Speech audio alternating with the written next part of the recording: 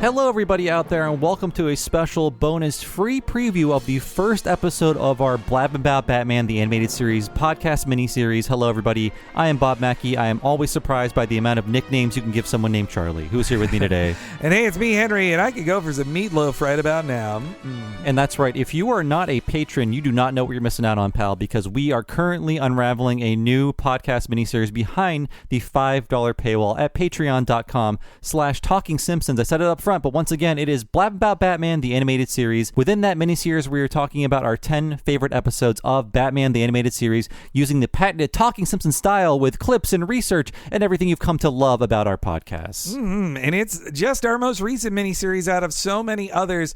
We have over 100 episodes of previous Patreon-exclusive miniseries covering shows like King of the Hill, Futurama, Mission Hill, and The Critic. And now our newest one is going to be coming your way every Friday at patreon.com/TalkingSimpsons. That's right. If you sign up today at patreon.com/TalkingSimpsons, you'll get to hear the rest of this episode and also a new episode every Friday throughout the rest of 2021. That is 10 episodes in total, along with our extensive back catalog of podcast miniseries we've been producing over the past 4.5 years. That is a lot to listen to if you are currently not a patron. Yeah, in fact, you get it when you sign up this month.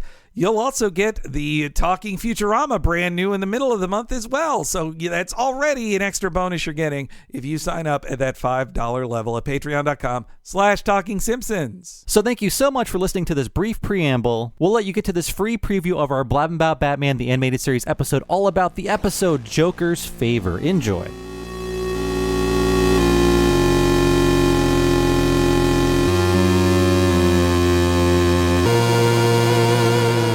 Everybody, and welcome to Blabbin' Bout Batman the Animated Series, the #1 podcast among crooks, weirdos, and geeks. I'm one of your hosts, the Wheat Loaf Enjoyer, Bob Mackey, and this is the Talking Simpsons Network's exploration of Batman the Animated Series. Who is here with me today? Hey, it's Henry Gilbert, and it is to laugh, eh, Mr. P? And today's episode is Joker's Favor. Oh, very funny. A million laughs. This week's episode aired on 9/11, 1992. We have 9 years. We're safe. And as always, Henry will tell us what happened on this mythical day in real-world history. The latest reports say that the wave of foolish hysteria is moving down 7th Avenue towards the financial district.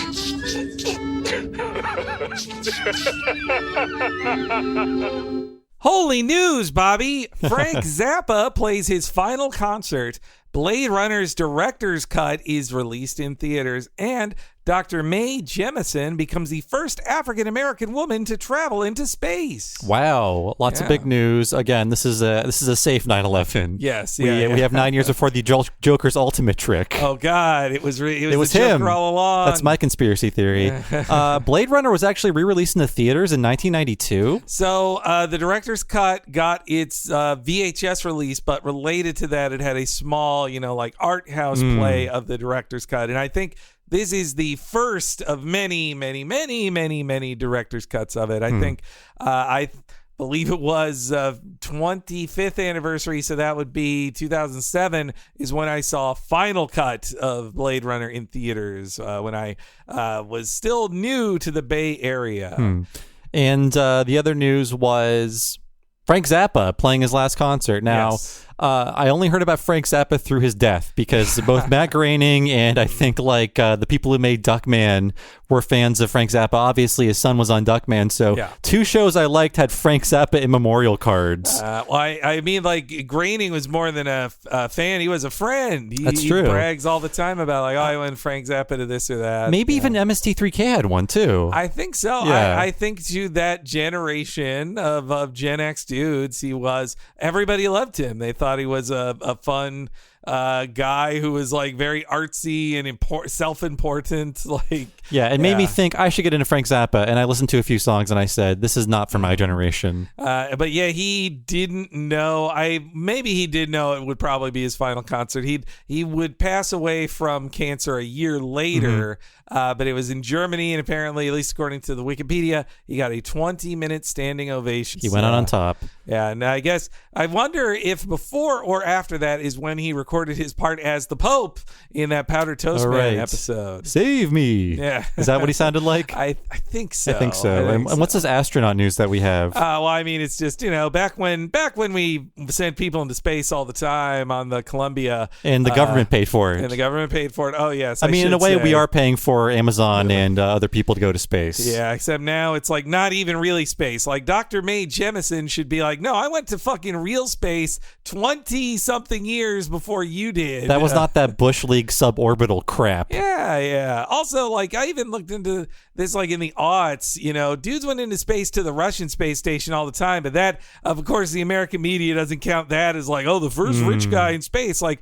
rich guys were paying to go into space to the Russian space station tons of times. They made fun of Mir. They're like, that crap in space. I know. I bet it's stupid and wrong. All these Xer and Boomer news guys, they can't let go of the space race stuff. It has to act like America's still number one in it. When we're number one in a lot of things, mostly bad. So that is what happened in history on 9/11 of 1992. Yes. We're down to our last 9/11s we can celebrate. Yeah. It's no longer, it's not a dark day in history yet, but it's a bright day in history today because we are kicking off our Blabbin About BTAS animated series. Sorry, it's a podcast series. We're just going to be very animated on it. Yes, yeah. And this is our fall 2021 miniseries, and it won the poll. So thank you all for voting for it. Sorry, Duckman. Yes. Better luck next time. He'll get his day one day. But Batman beats Duckman, as always, in the Battle of the Detectives. It's true. Yeah, and we've covered Batman the Animated Series quite extensively already in our podcast careers, so it totally makes sense that this would win. Our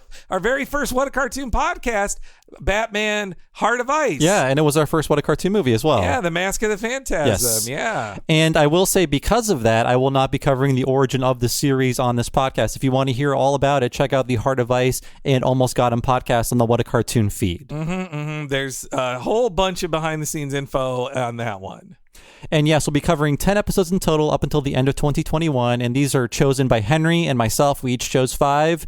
There was no other scientific process. We just each went with our guts, and there was only one overlap in our own choices. And this was it, right? Yeah, this was the one. I mean, it's like there are so many great jokery ones in here, for example, I almost picked Laughing Fish, but this is a better version of that. And also Laughing Fish it's one that's like so taken off the page from a comic that I feel this is cooler because it doesn't take as much inspiration from a comic page. I think the only one of the ones we picked that is super off of an old comic book page is the Demon's Quest, but that's because like the Ra's al Ghul, I felt like we had to do the Ra's al Ghul one. But yeah, the interesting thing is that our 10 episodes cover the gamut of the seasons very well. We do 5 from the first huge chunk of episodes, 3 from the second chunk of episodes, and 2 from the smallest chunk of episodes. We're covering all 3 eras of the show, and it is fitting we're starting with this one because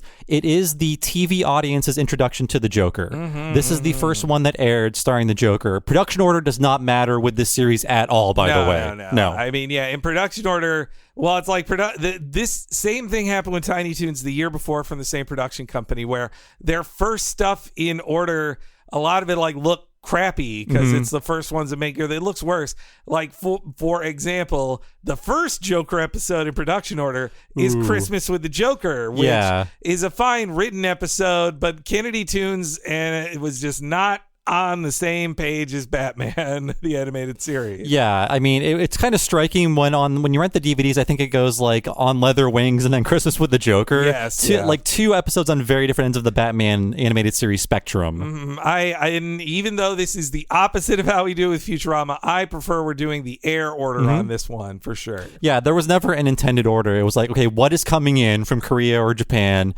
What can we air? What's done now out of this 65 episode order? Because, sometimes with these 65 episode orders, it's all done right at the start. But a lot of the time it's like, well, we got 20 right now. And in 6 months or 3 months from now, we'll finally have the rest of them done. Yeah. So as we do with these miniseries, we do writers' corners and directors' corners for all the new people we run upon or run across in this podcast. And we have talked about him before, but our writer for this episode is Paul Dini, who is synonymous with Batman at this point in history, 30 years later. And it was funny, I looked up some old interviews with him, and he's made it clear, like, growing up, he loved all these, like, adventures and mystery stories, but he actually thought Batman was a little scary for him as a kid, so he wasn't a huge Batman guy growing up. But yeah, I did a little bit history on him recently too. If you guys want to hear me talk about Paul Dini related to his He-Man work, you should listen to my appearance on the Gayest Episode Ever podcast, where we covered one of his episodes. He wrote what I would say is the gayest episode of He-Man they ever did. But yeah, Paul Dini, he was one of those guys who's like, worked on a million 80s cartoon shows that it's crazy to think he went on to any prestige, because it was such just a factory back then. And his earliest work was starting at Filmation as an intern. Some of his first scripts was on junk like Gilligan's Planet. And then he moved over to Lucasfilm in the early 80s or mid 80s to help with the development of droids and Ewoks. And he said he really liked working with Lucas. And you would think that, like, Lucas set up shop in LA, but as he told it, he's like, no, we went to Lucasfilm in up in Marin County in Northern California, and he's lived there for a time helping develop the series. And also in the 80s, he wrote, like I said, He-Man, Transformers, G.I. Joe, Smurfs, all the things you did in the 80s as a work-a-day TV cartoon writer. And yeah, he said the first time he worked with Bruce Timm was at a real crossroads for a million people who would matter a whole lot in 90s animation, the 1988 Beanie and Cecil reboot series. Right. So many things spun out of that, like Ren and Stimpy, The Simpsons, and Tiny Toons. Yep. Yeah. From all those creatives. And Bruce Timm was one of the 5 directors on the series, and Dini worked with him on that series. And so Tim and Dini, like a big chunk of the Beanie and Cecil folks, moved over to Tiny Toons and under the new Warner Television umbrella. And that's where he worked a lot with Bruce Timm and Eric Radomski, including on the Bat Duck episodes of Tiny Toons, which showed they all loved Batman. Yeah, that's a crazy thing to me that shows just the amount of chances these people were given based on their success, is that they just gave Tiny Toons people the right to make Batman. I mean, their pitch for it was amazing. Yes. But they didn't say, let's get a Batman guy in here who knows about Batman. They're like, no, we trust you. Even though you make a funny cartoon about like pastel colored bunnies, you can also make Batman. It's really crazy to think about, because they're doing a new set of Batman cartoons soon in the style, and Tim's working on it, but it's still partnered with, J.J. Abrams and his Bad Robot Company, which I'm like, they don't fucking need this. And also, Bruce Timm, when he was like 30, co-created Batman the Animated Series with Radomski, and Dini was in his early 30s too. But now it's like, no, we can't trust this to Cartoon Boy. He's got to have J.J. Abrams babysit. He's a visionary,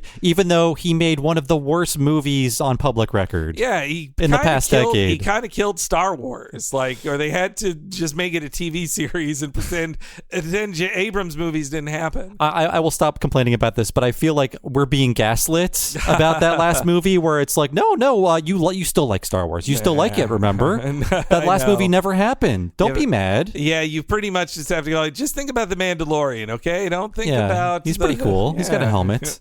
And Luke Skywalker shows up at the end of that. Isn't that great? Like, it's totally fine now. Anyway, G. McCurdy, she orders it. Tim and Radomski pitch it, and they need 65 episodes in 18 months, and that's what Dini says why he was like, how... In an old interview, he was asked how did it happen, and he's like, well, the short version is they needed 65 episodes in 18 months. And so Dini was one of the story editors for a batch and wrote a shitload of episodes. I'd say he was second only to Alan Burnett as the most important writer in the room. And he showed what his skill was in the series, which was finding new ways of writing classic villains. And so much is happening at WB at the time. This is the silver age of WB. There are so many things in productions. Tiny Toons is ending its Fox run. It's ending its run, period. There will be a few more things after that. Tasmania is happening. Animaniacs is in development. Things are being made. And Batman is starting. Yeah, it's a crazy time there. Like that is them ramping up, like, honestly, it sounds like they're doing more in a year than Disney was doing with their TV stuff. They'd already overtaken it production-wise. I always forget in the like Tiny Toons and Animaniacs world that Tasmania just sits there in the middle of it. No, we're like as a full production series as well. Yeah, like 65 episodes. There's a ton of it. I mean, it's still a little smaller scale than Tiny Toons, and you can tell it's a little smaller budget, but not by that much. Still a full orchestra, you know, scoring every episode. But yeah, Dini shows that his real skill is with the baddies. Like Batman had this amazing rogues gallery beforehand anyway, but Paul Dini found like, you know, this one simple trick. It bedevils every Hollywood writer, but he made the villains interesting and them have like a tragic backstory. Made them cool. And he wrote Heart of Ice, right? Yeah, the first one we covered. Heart of Ice is the real template for it, and the Joker's not a guy who needed fixing in that way. But I do think about what he gave to the Joker. Lots of people write the Joker in lots of ways. Like Frank Miller's Joker is kind of a drag queen in love with Batman. Like Grant Morrison's Joker he's like a punk rock Sid Vicious type who's just crazy. And as he told it at this San Diego Comic-Con panel I saw in 2008, Paul Dini was asked what makes his Joker the Joker, and he's like, he is the world's greatest bully. Like he's the comedian, the mean comedian who gets up on stage, sees the person who wants to be mentioned the least in the audience, and focuses on them. Which is the protagonist of this story that we're going to talk about. It fits this episode perfectly. And I feel like it needs to be mentioned because we're older people. We're getting older. We're almost 40. Oh, no. In that this episode, obviously the series as a whole starts in 92. The Joker is about like 7 or 9 episodes in. The Joker is old news. New news is Penguin and Catwoman. The Joker was 1989. Who cares? Now it's always like, where's the Joker? Who's playing the Joker? When's the next Joker movie? And the same thing with Harley Quinn. Yep. But at this point in history, the Joker was not as cool as he is now, as popular. You know, when people think about the Adam West series, like Joker, we all think of Joker as number one, but Riddler was the number one villain on that show. Everybody thought the Riddler was the coolest and Joker was secondary. But now it's, Joker has been number one for a long time since. I think Mark Hamill really made it truly the number one spot. For sure. And Riddler gets so few episodes on this series. It's a real inversion of 66 Batman. Well, you know, if you watch in 66 Batman, Riddler and Joker have so much in common anyway. Like if Joker overtakes the series, like if you can't find a specific thing that makes it a Riddler story, then you should just go like, well, if it's like a guy like with elaborate plans that are overly dramatic and tricks Batman, just make it Joker. Why are you wasting time on the Riddler? I think Frank Gorshin vamped as much as Mark Hamill does in the Joker role. For sure. Any more Paul Dini facts? I mean, we talked a lot about him on this network. I think he even wrote like the Freakazoid episode we did. Yeah, so this the Batman show is an interesting transition for him. So Tiny Toons wins Emmys, and he gets his first Emmy on Tiny Toons. Batman wins Emmys, and Batman becomes so big that he pretty much stops being a workaday guy for everything. And he's like, no, I'm just in this DC world. I'll work on Batman. Once Superman starts up at Kids WB, I'm working on Superman and Batman at the same time.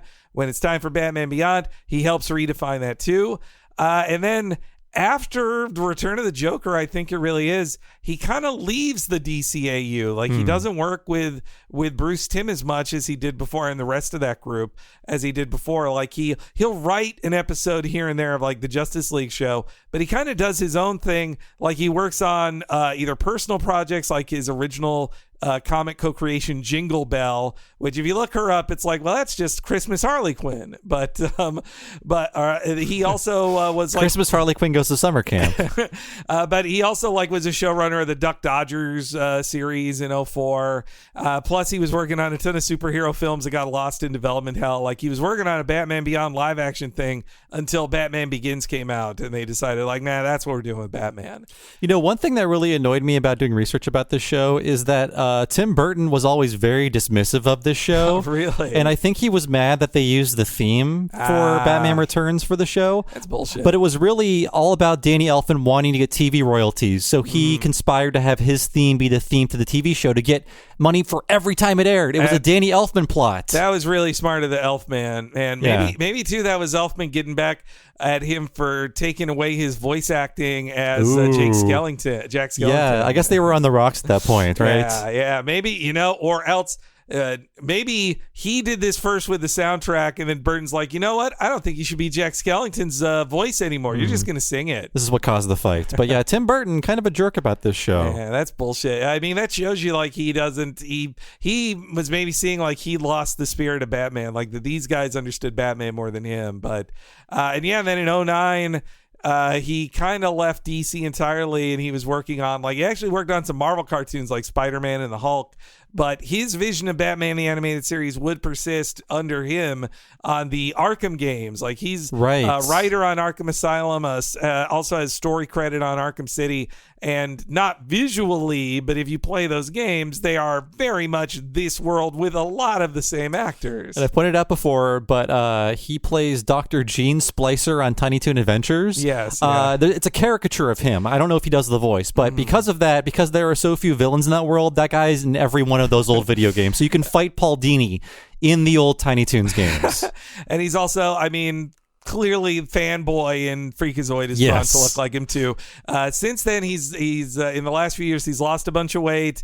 He is, happily married to a magician that he can live out his Zatanna fantasy in real life.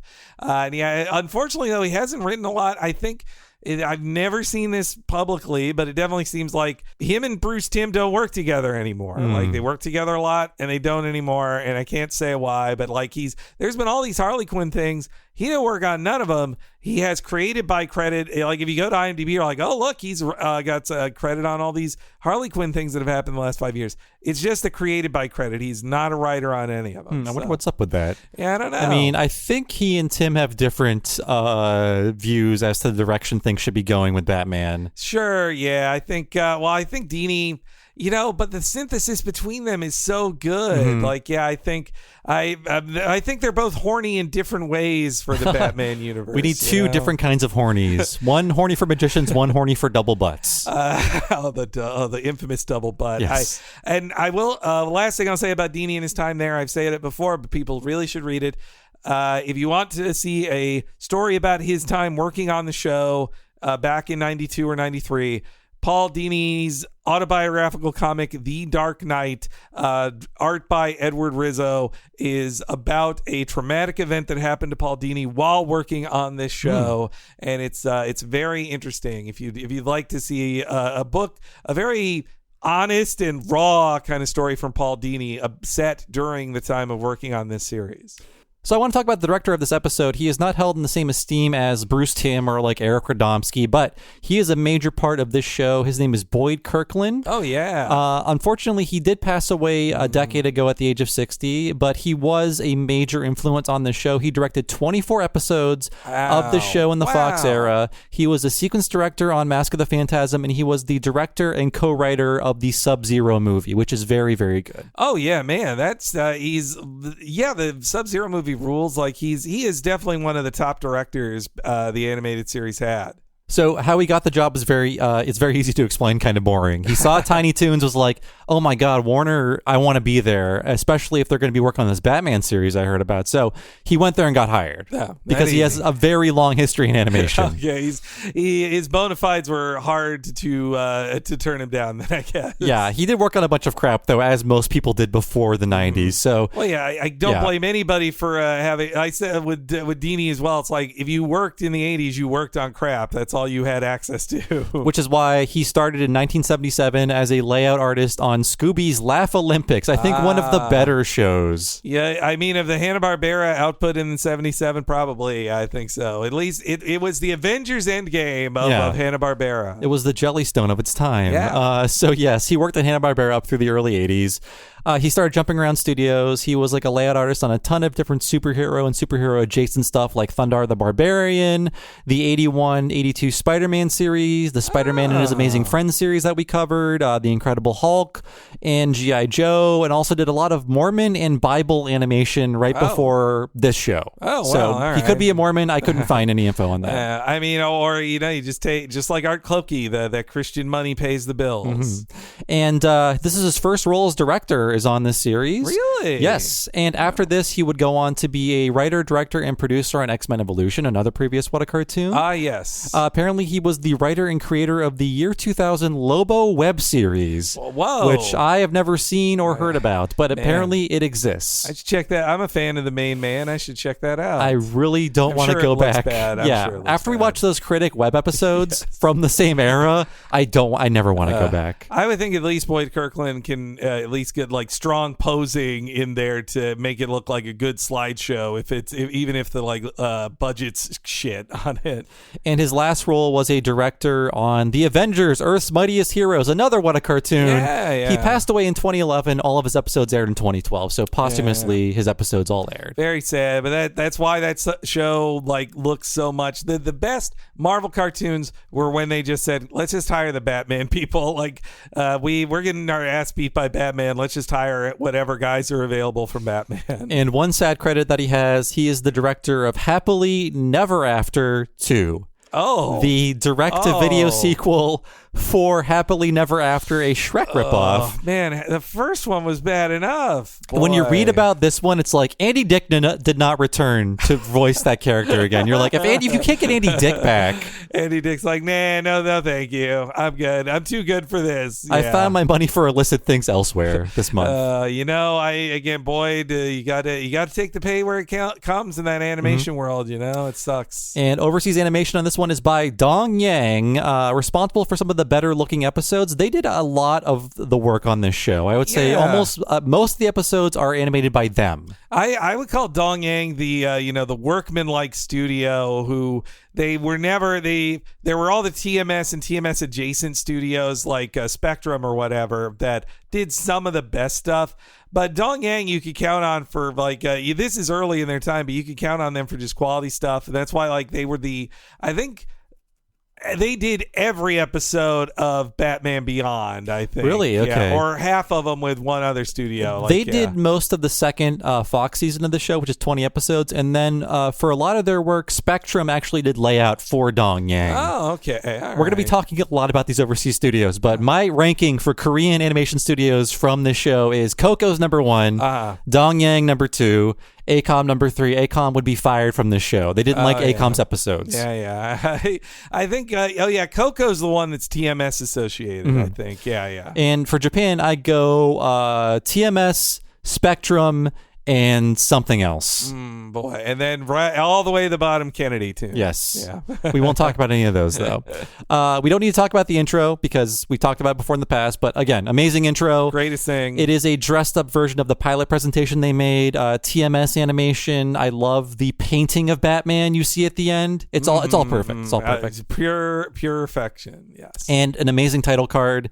There are some very good title cards in this show. Some of them are not so good. This is one of the better ones where it just shows you everything about the episode in one image. The Joker's shadow looming over this picture of this family. So good. Yeah. It does tell you everything you need to know about it. It's the one, when Radomski left for the WB years, that really it hurt the show losing this stuff. It sets the tone. These are art unto themselves. They don't want to pay someone to spend two days on a title card in the WB era, I guess. It's always about tightening the belts at WB. They're like, any way we can do this cheaper. Can TMS only do 2 episodes this year? And you hear the Charlie Collins theme, which will be played with in many ways.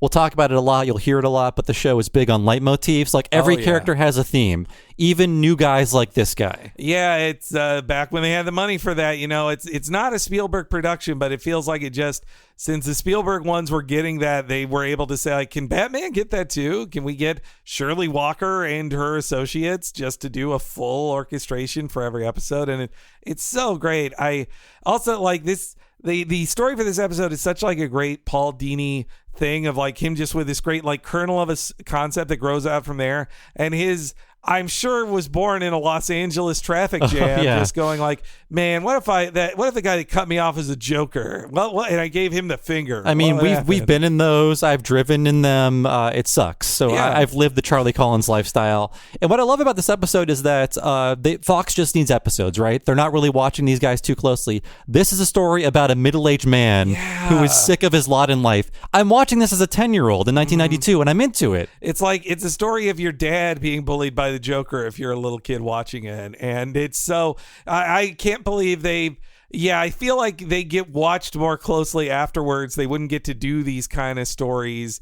Like Batman, not counting him driving by him at the start of this, like Batman appears in the third act. That's when you see Batman in this Batman cartoon. And you could totally miss Batman driving by him in the beginning. I think I did on my last watch of this like 3 years ago. Mm-hmm. I'm like, oh, right, the Batmobile just goes right by him and you can blink and you miss it. The theme music is just so good. This the Charlie Collins theme, and just he's this, fat loser with balding, and he knows he's a loser. He's a loser who knows he's a loser. Yeah, he's griping out loud to himself at the end of another awful day. It's just a laundry list of complaints, like the boss turned him down for a raise, his kid needs braces, and his wife is going to make meatloaf for dinner. And he's like, when did I become life's punching bag? Me, Charlie Collins. Yeah, Collins, what a great just like schlub. Like it's like a schlub from like the 40s too. It would work the same. It kind of reminds me of in Will Eisner's Spirit comics, he would do these like slice of life stories that would just start with some poor schlub who then runs into the spirit. I get a feel for that here. Even though his license says 1991, we are not in the year 1991 in this show. No. All the black and white TVs. These parties is such a 40s party. Yeah. All the clothing. Batman has a computer because he's Batman. So Charlie Collins played by Ed Begley Jr. because this series is great when it comes to casting character actors as the characters in the show. They don't really stick with voice actors that often, actually. Yeah, it's pretty rare. If that was very distracting to me watching, like I flipped on the Creeper episode that's way at the end of the series, and that has a cartoon ass voice as Jeff Bennett. Jeff Bennett. Yeah. I was like, wow, Jeff Bennett is a major role in this. That makes me think the Creeper, they actually were planning to do it as a series, because they're like, well, we could get Jeff Bennett for 1 million episodes of Creeper if it gets spun off. He is available, but Ed Begley Jr. You might know him best from like the Christopher Guest movies. He's in all of those. He plays like Sitwell in Arrested Development, the guy whose eyebrows are always falling off. Yes, the rich nemesis. Yeah, he's a guy who's in a million things. He's one of those character actors who's just like, oh, look at that. If you can't get William H. Macy, Ed Begley Jr. is available. It's funny. He most of the time plays like a crunchy do-gooder, which in real life he is like a very conservationist themed guy. He's seen by the Aaron Sorkins of the world, he's seen as hard left by being like a kind of deep blue liberal. He's like a rich Hollywood liberal, but he seems to be doing good. He's he's been doing environmentalism since the 70s. So and of course he is a rich kid too. Like he was born. That Junior ain't for nothing. His dad was in the industry. Yes, the Junior's there for a reason. He would go on to play Dr. Peter Corso in Batman Beyond. Yeah, which was another guy who's like a regular guy forced to do something by evil people. So I wonder if that is an intentional casting choice by Andrea. Right, we love Andrea Romano. Yeah. So Charlie suffers 3 indignities on top of everything he suffered throughout the day, where the ball game isn't playing because there's an escaped madman, right? Who could that be? Read the title card up front, you'll know. Yeah, that's so great. As a viewer, you're waiting for the Joker. You're like, when's the Joker going to show up? And you're watching this loser talk about it. And they have the baseball team in Gotham, the Gotham Knights. That's the name of the team. Fitting. Mm-hmm. So he's got to pull aside once as all the cops scream past him. Then the Batmobile is bearing down on him. He's got to pull aside again. And then this station wagon with luggage on top of it cuts him off. My question is, did the Joker kill a family to steal this car? I think that absolutely. Yeah. I think Batman, this shows that Batman also like messed up. Like Batman's going in the wrong direction. Joker's way behind him. I think upon watching it now, I don't think I noticed last time, but it might be there to signal like the Joker will hurt your family. Yeah. He's just done it to get this car. We don't know if they're alive or dead or who had to suffer to get this station wagon that was clearly on the way to some other destination. Yeah, I absolutely believe Joker murdered a family and is driving around in it. But that's why if it was the Joker wagon, like if it was a purple car, the guy would know it's a Joker and he wouldn't flip him off. I like that it's just a family car, this unexpected place to find the Joker. So let's hear Charlie finally having it. Oh, that's it. No signal, no nothing. Just treat me like I don't exist. Sorry, comrade. Not this time.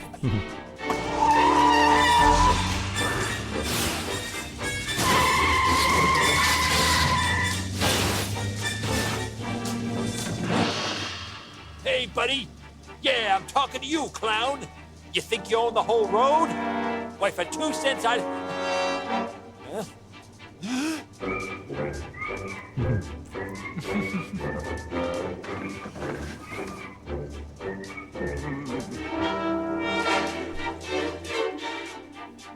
That was the Joker.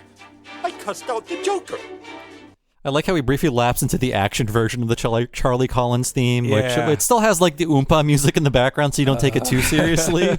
But whatever that farty instrument is perfect for him. It's typical for a loser. The look of Joker's grinning face at the guy, like when you see him reveal, like, oh, what you get? Like the Joker's grinning face says, I am so excited that I found a victim to victimize. Like, oh boy. You've given me the chance to respond, sir, and I am in control. And I feel like it was the kid-friendly version of this, but Charlie shaking his fist and then turning into a wave, I feel like Dini really wanted him to have him flip the Joker off and then turn it into a wave. Oh, yeah. Because he's like, I cussed out the Joker. You didn't really cuss him out. You called him a clown. I am certain that they drew middle finger versions of that in the offices. Yes. I feel very sure of that. Yeah. I also just cussed out. I mean, but that way of saying, like, for 2 cents, like, what a perfect setup for a thing the Joker's gonna, and the way the Joker just very relaxedly puts his hand up, like he's like signaling, I'm gonna move my car into this lane now. Like, Charlie cannot escape the Joker. He's sweating. He jumps over a ton of lanes, careens towards the exit. I love the cool trails on the headlights and taillights they add. Yeah, not digital. Remember, not digital. They kind of drop that. Like, it's not there's many car chases after this, and I think in Mask of the Phantasm they do it, but it's pretty rare to see the tracking lights in later episodes. Yeah. So he's driving along this pitch black street. He thinks he loses the Joker, but then the Joker pulls out right in front of him. Oh, I would just T-bone the Joker if I was Charlie. Just give gun it a shot. Like, you know what? If I die, we'll both die together. But he's just he doesn't want any trouble. Also the great shadow work on both of their faces because they're all lit by just headlights. It's really good. So Charlie pulls away from the Joker, just blasts through this fence into a park. His car obviously just stalls out on the hill to make his bad day even worse. Another bad thing happened to him today, and he starts racing up this cliff. He runs out of breath, just slumps against the tree, and that's where the Joker finds him. There's your 2 cents. Now, what are you going to do to me? Listen, I'm sorry, really. I had a bad day. Boss turned down my raise. Now look, my rude friend. We can't have people cursing at each other on the freeway. It's simply not polite. I'm just going to have to teach you some manners. Please don't. I have a family, a wife, a little boy. Please, I'll do anything to make it up. Anything. Anything, says you? Uh-huh. Okie dokie.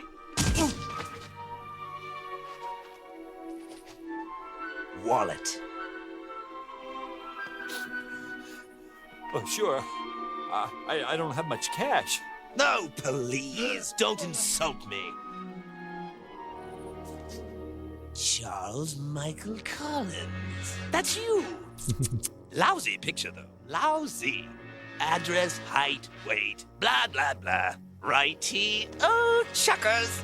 So that was the first time the TV viewing audience saw this version of the Joker. That was his first appearance, and different than the Nicholson version. Obviously different than the Romero version as well. A perfect introduction to him, man. Just he walks in like it's calibrating you for like you are terrified of this guy, and this is not a Joker origin story. Like, they're not bothering with that. They're just like, you know who the Joker is. You're scared of him. Like, he's not the clown prince of crime, like goofball or anything. He's a terrifying guy who talks, like, just gets right in your face. And just broke out of jail. I love the framing of him because he is lit by his own car's headlights, standing on a hill above Charlie, lit from behind. So when Charlie looks up at him, he's like looking at God. Yeah. This thing that is so much more powerful and bigger than him. And his hat, I love hat Joker. You know, he doesn't always wear his hat, but it's such a great, it's almost like it also makes it feel old school. It's like, I put on my driving hat. I'm the Joker. After watching this again, I'm sick of these sloppy Jokers. Yeah. I'm sick of the Leto Joker Jokers and the 2019, who's that guy again? Joaquin Phoenix? Joaquin Phoenix Yeah, Joker, and even R.I.P. Heath Ledger. Sloppy Jokers all around. Let's get a classy Joker in there again, folks.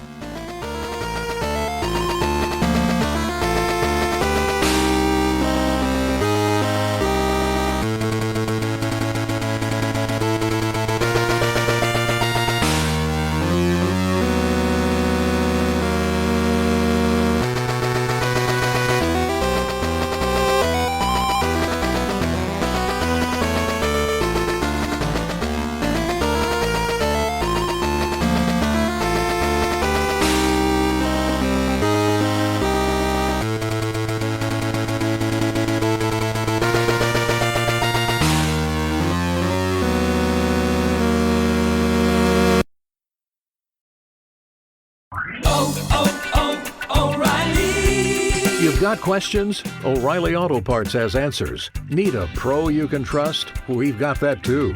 No matter what you need, our professional parts people have the training and expertise to help you do things right. Deep automotive knowledge. Just one part that makes O'Reilly stand apart. The professional parts people. O'Reilly Auto Parts. Before Shopify, were you wondering, where are my sales at? Now you're selling with Shopify, the global commerce platform supercharging your selling. You have no problem selling online, in person, on social media, and beyond. Gary, easy on the cha-ching. Oh, sorry, but my Shopify sales are through the roof. Start selling with Shopify today and discover how millions of businesses around the world use Shopify to ignite their selling. Sign up for a $1 per month trial period at shopify.com/listen. Shopify.com/listen.